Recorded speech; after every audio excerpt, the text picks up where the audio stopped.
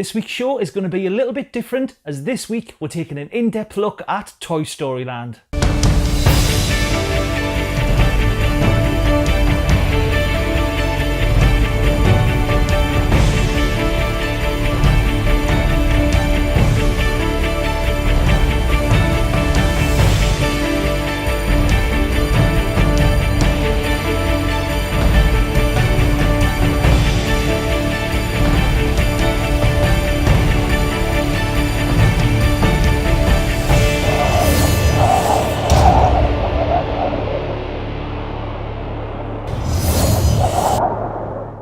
Hi and welcome to this week's What in the World, the show where we normally take a look at the last 7 days of Disney World news. However, this week is a little bit special as Toy Story Land has just opened in Disney's Hollywood studios. So I thought we'd take a look at the brand new land together, have a walk right through and also take a look at where Toy Story started, the announcements and the construction. So let's get going.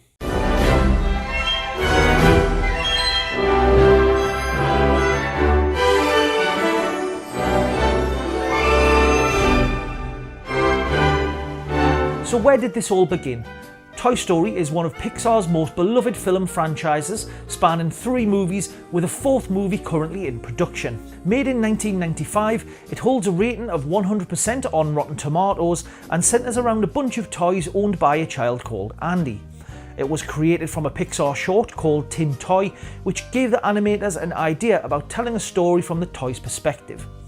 As we all know, Woody is Andy's favourite cowboy toy until a space-themed toy called Buzz Lightyear turns up and things escalate from there.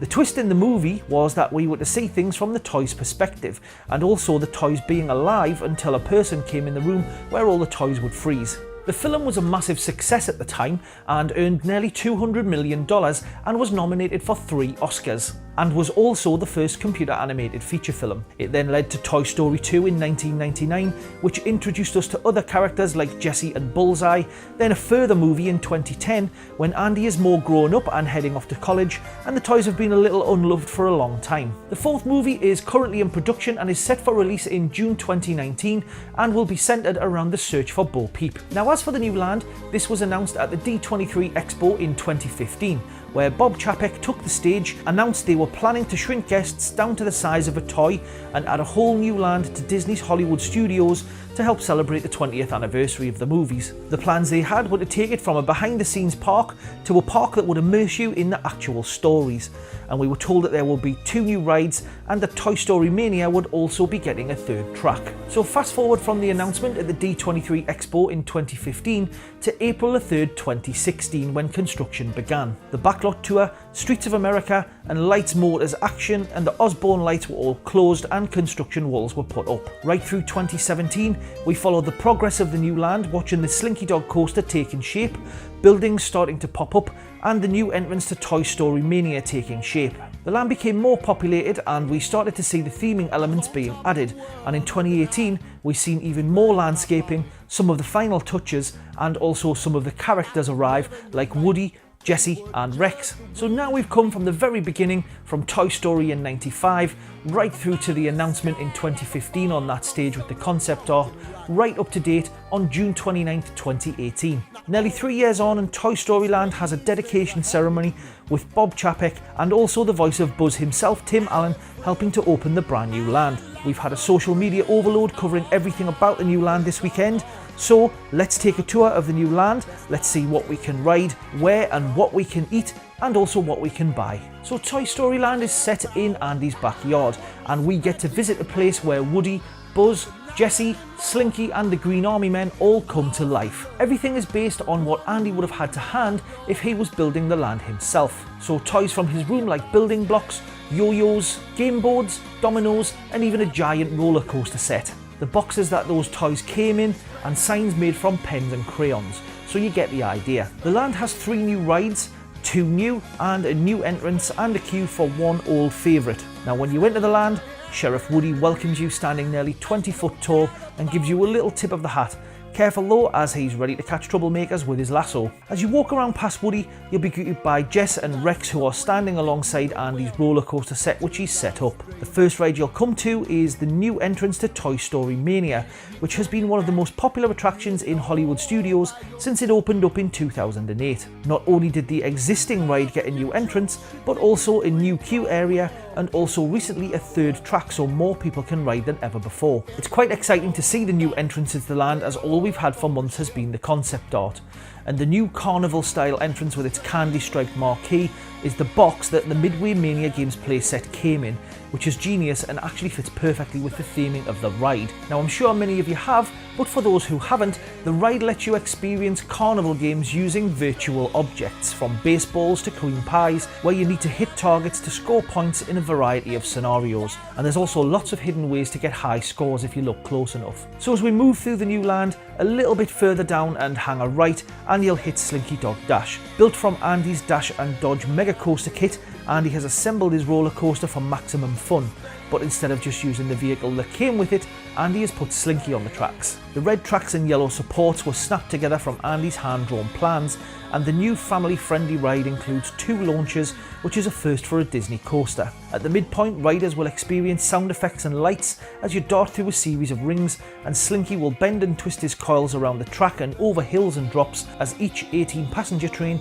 zips around. Now as you move around the track, you'll see Rex on top of Andy's Jenga set, who along with some help from Jessie has strung some lights to help finish Andy's creation. And the ride's finale features Wheezy the squeaky penguin from the movies, giving you a rendition of You've Got a Friend in Me. The ride has a height requirement of 38 inches, which is the same as the Seven Dwarfs Mine Train over in the Magic Kingdom.